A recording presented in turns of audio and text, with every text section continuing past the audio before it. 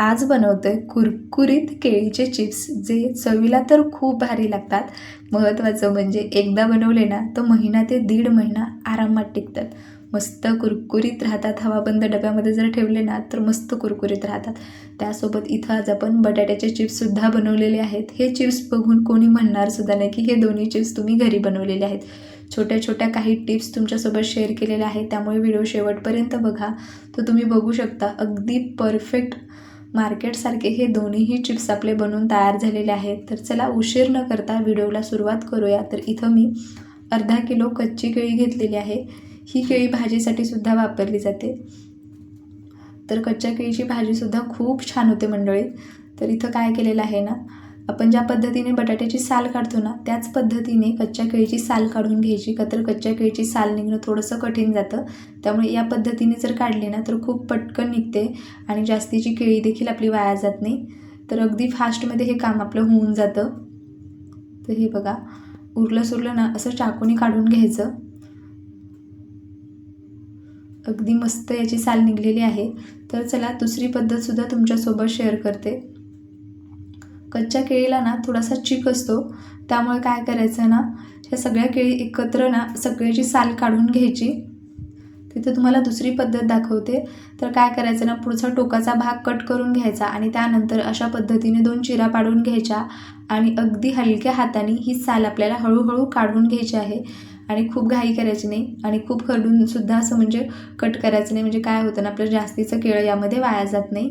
अगदी हलक्या हाताने ही साल आपल्याला काढून घ्यायची आहे. मस्त दोन्हीही पद्धती तुम्ही वापरू शकता. दोन्ही पद्धतीने अगदी व्यवस्थित अशी केळीची साल निघते. याच पद्धतीने मी सगळ्या केळीची साल काढून घेतली होती. सगळ्या केळीची साल काढून घ्यायची आणि त्यानंतर स्वच्छ पाण्याने धुवून घ्यायची.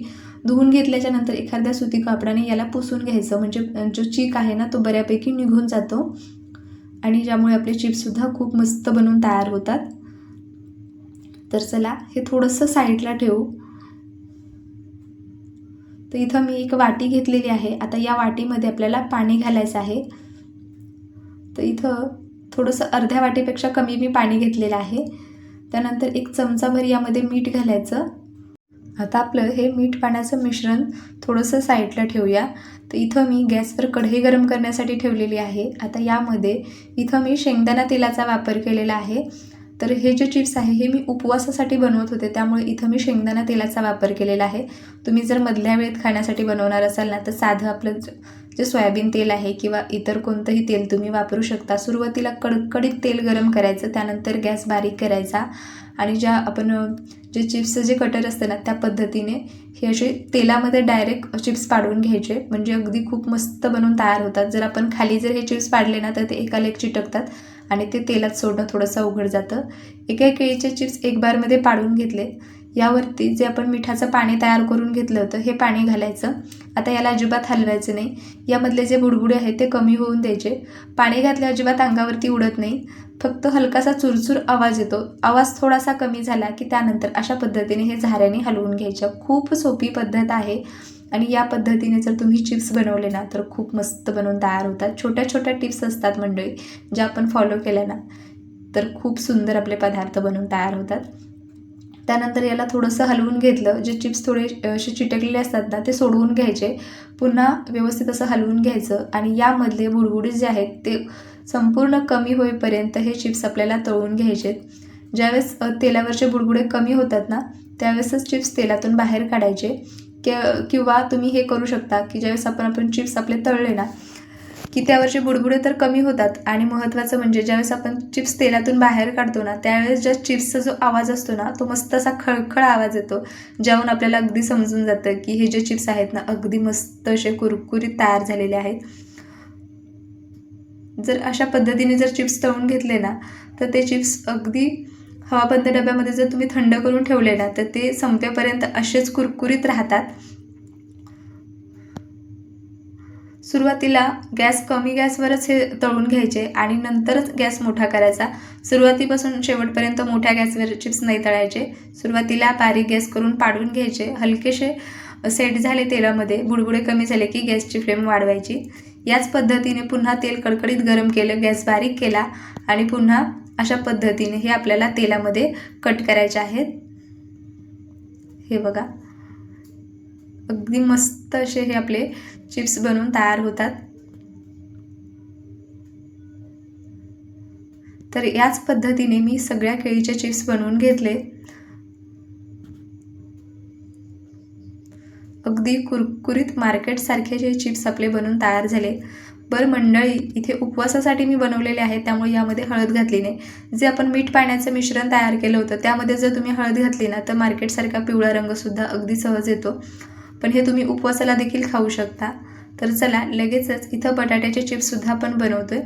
त्यासाठी इथं मी LR बटाटा घेतलेला आहे. याला LR बटाटासुद्धा म्हणतात. हा सहज बाजारामध्ये उपलब्ध असतो भाजीवाल्यांकडे. आणि हा आपला नेहमीचा बटाटा जो हलकासा पांढरसर असतो आणि हा बटाटा हलकासा लालसर रंगाचा असतो. तर हा दोन्हीमधला फरक असतो. जितका रंगामध्ये फरक आहे ना तितकाच याच्यात चवीमध्ये सुद्धा फरक आहे. हॉटेलमध्ये शक्यता जे फ्रेंच फ्राईज किंवा ज्या टिक्की वगैरे बनवल्या जातात त्यासाठी हा LR बटाटाच वापरला जातो. तर ह्या बटाट्याची आपल्याला साल काढून घ्यायची आहे.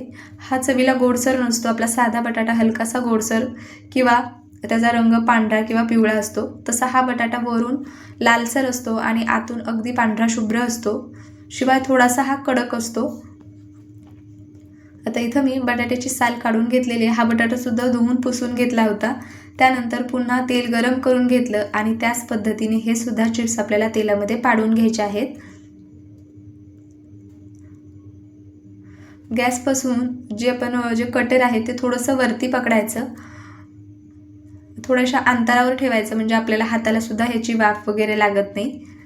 नंतर तेलात जेवढे मावतील तेवढे चिप्स पाडून घ्यायचे आणि यावर सुद्धा ते मिठाचं पाणी घालायचं. खूप जास्त सुद्धा पाणी घालायचं नाही. अगदी 1 चमचा किंवा 1.5 चमचा पाणी घालायचं. त्यापेक्षा जास्त पाणी घालायचं नाही, नाहीतर चिप्स खारट होण्याची शक्यता असते. का तर आपण अगदी अर्ध्या वाटी पाण्यामध्ये आपण चमचाभर मीठ घातलेलं आहे, त्यामुळे पाणी खूप खारट असतं, म्हणून कमी कमी वापरायचं. हे सुद्धा छान असे चिप्स आपण गॅस लहान मोठा करतच हे सुद्धा चिप्स आपण तळून घेतलेले आहेत. कंटिन्यू मोठा गॅस केलेला नाही किंवा कंटिन्यू लहान गॅससुद्धा केलेला नाही. ज्यावेळेस तुम्ही पहिला घाणा तळून घ्याल ना त्यावेळेस तुमच्या लक्षात येईल. हे बघा, अगदी कुरकुरीत हे सुद्धा चिप्स बनवून तयार झालेले आहेत. दिसायला जितके सुंदर कुरकुरीत दिसत होते ना मंडळी हे चिप्स, चवीला त्यापेक्षाही भारी होते. आणि ताजे चिप्स खाण्याची जी मजा आहे ना ती पॅकेटचे चिप्स खाण्यात नाही. त्यामुळे मंडळी ह्या रेसिपी तुम्ही घरी नक्की ट्राय करा. छोट्या छोट्या टिप्स सांगितलेल्या फॉलो करा. आणि हा व्हिडिओ तुम्हाला जरासुद्धा आवडला असेल तर व्हिडिओला लाईक करा. ह्या रेसिपी घरी ट्राय करा. कशा वाटल्या ना त्या मला कमेंट करून सांगायला विसरू नका. तर बघू शकता हे दोन्हीही चिप्स खूप सुंदर बनवून तयार झाले होते. त्यामुळे तुम्ही रेसिपी ट्राय करा. मी भेटते पुन्हा अशाच एखाद्या छानशा रेसिपीसोबत. तोपर्यंत बाय बाय.